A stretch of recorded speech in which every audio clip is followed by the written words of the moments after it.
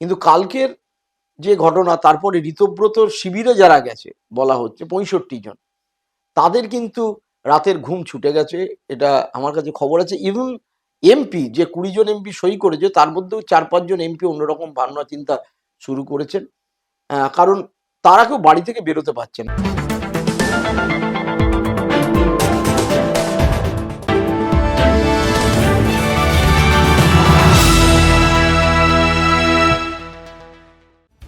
একুশে জুলাইয়ের শক্তি প্রদর্শনের পর বদলে গিয়েছে বাংলার রাজনৈতিক সমীকরণ।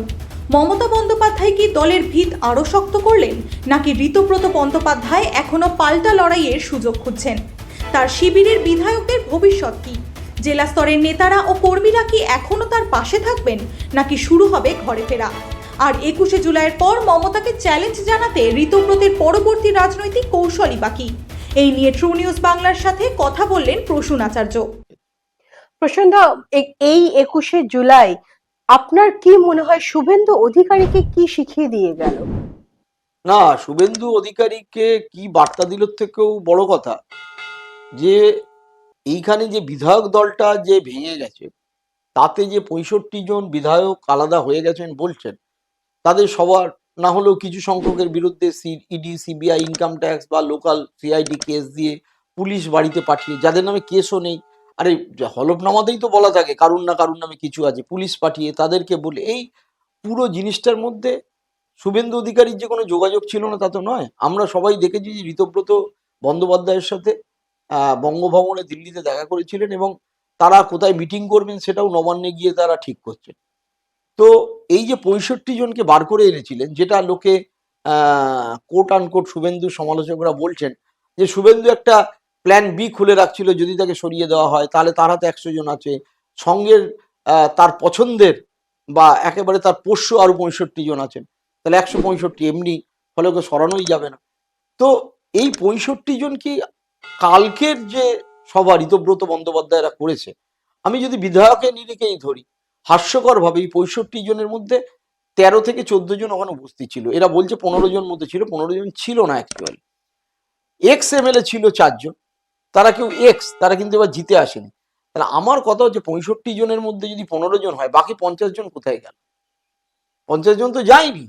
আচ্ছা, কলকাতার মধ্যে হলো, কলকাতার তারা বলছিলেন 70 জন 75 জন কাউন্সিলর আউট অফ 134 না 137 কাউন্সিলর ক্যালকাটা কর্পোরেশনের, তাদের নামেও আগে এক্স বসেছে যেহেতু বোর্ড ভেঙে দেওয়া হয়েছে, তারা এদের সঙ্গে আছেন। আমি ধরলাম 80 জনই আছে।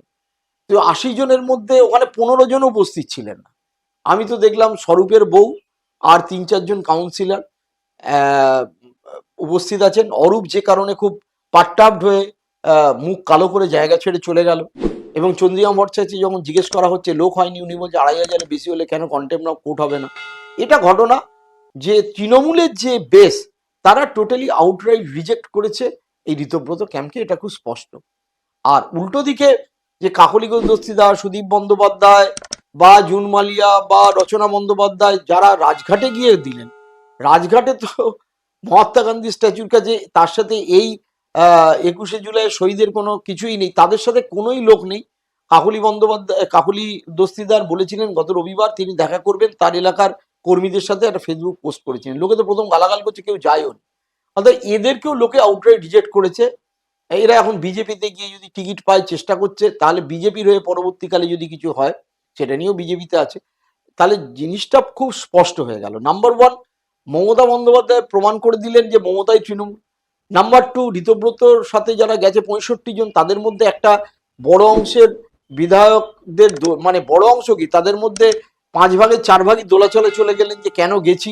তারা আগামী দিনকে, আমার কাছে যা খবর, তাদের মধ্যে অনেকেই ফিলার পাঠাতে শুরু করেছেন বা করবেন মমতা বন্দ্যোপাধ্যায়ের কাছে, যে না দিদি তো আপনার সাথেই আছি, কেস কামারি কেটে গেলে 2 মাসের মধ্যেই ফিরে আসবো। ফলে ঋতব্রত একটা চাপের মধ্যে, ঋতব্রত কিছু যায় আসে না, ও এত রকম চাপ ব্যক্তি জীবনে, এত রকম তঞ্চকতা পার্টির সাথে, সিপিএম এর সাথে, তৃণমূলের সাথে করেছে।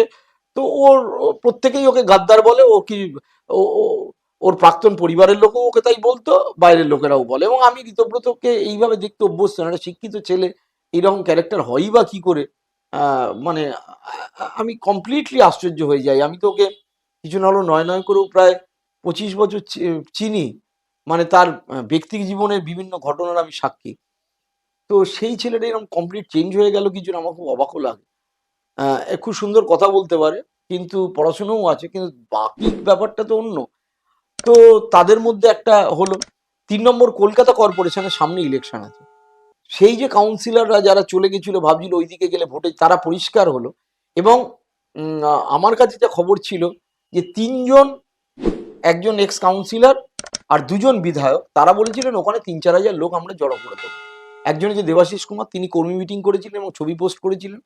তার অনুমান ছিল 700 থেকে 1000 লোক, 1500 লোক তিনি তার এলাকা থেকে আনতে পারবেন। দেবাদা সবাই তাকে করে, কারণ তিনি মমতা বন্দ্যোপাধ্যায়ের তৃণমূলের বিরোধিতা করে কর্পোরেশনে জিতেছিলেন। কর্পোরেশন ইলেকশনে সুব্রত মুখার্জি আর মেয়র হন, তার একটা সাংগঠনিক শক্তি ছিল। ববি হাকিম, তিনি কিছু লোকজনকে পয়সা করে দিয়ে অন্যভাবে ম্যানেজ করে 1000-দেড়েক লোক আনার কথা বলেছিলেন, তার হাতে লোক ছিল, কারণ তিনি মুসলিম নেতা হিসেবে নিজেকে তুলে ধরেন এবং তার মা হিন্দু, তাহলে হিন্দু মুসলিম সব মিলিয়ে তিনি প্রায় 1000 খানেক লোক দেবেন। আর জাভেদ খান, যার বিরুদ্ধে 96টা বাড়ি ভাঙার অভিযোগ, যিনি বেআইনি বাড়িতে বহু লোককে আশ্রয় দেন, কম দামে বিক্রি করেন, তার ছেলের এত প্রপার্টি, গত 25 বছর ধরে তারা কসবা তিলজলা এলাকায় রাজত্ব করছে, তিনিও বলেছেন 1000-দেড়েক লোক দেবো। তো ওখানে 5000 লোক হলে তো উপচে পড়তো রাস্তা, সেখানে 500 কেন 200 লোকও হয়নি। তার মানে আটারলি ফেল করেছে তারা। এরা যদি পয়সা দিয়েও লোক আনতে যায়, লোকগুলো পয়সা নিয়েছে কিন্তু মিটিং এ যায়নি, ভাবছে তোমরা 200 কোটি টাকা বাঁচানোর জন্য বিজেপির সাথে অ্যাডজাস্ট করছো, আমি তোমার 1000 টাকা নিয়ে পকেটে ঢুকিয়ে আজকে বিরিয়ানি খাবো, আমি যাবো কেন? তো এইরকম আটারলি ফেলিওর, যে কারণে যাকেই জিজ্ঞেস করা গেছে পরবর্তীকালে আমি দেখছিলাম তারাই অত্যন্ত ইরিটেট হয়ে গেছে। তারা বুঝতে পেরেছে মানুষ দ্বারা ধিক্কৃত, পাশের বাড়ির লোকও তাদের দেখে মুখ ফিরিয়ে নিচ্ছে। তৃণমূলে থাকলে কি হতো, চুরি করেছে যদি অভিযোগও থেকে থাকে, ডিম মারতো, একদিন মারতো, দুদিন মারতো, দুদিন জেল খাটতো, 7-10 দিন বাদে বেরিয়ে আসতো। এতে লায়েক আলী জেল খাটছেন বারুইপুরে, মানে একেবারে মিথ্যে অভিযোগ, এতে লায়েক বেরিয়ে এলে বীরের সম্মান পাবে, তাই সাধারণত হয়, আমরা দেখেছি। তো সেই ক্ষেত্রে কমপ্লিটলি এমন একটা অবস্থা দাঁড়ালো।